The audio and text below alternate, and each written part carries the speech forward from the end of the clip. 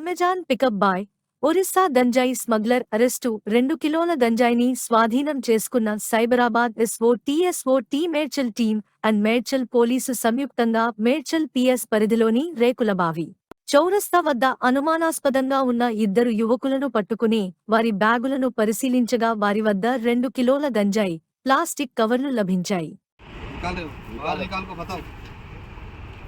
कैसे बताए और निकाल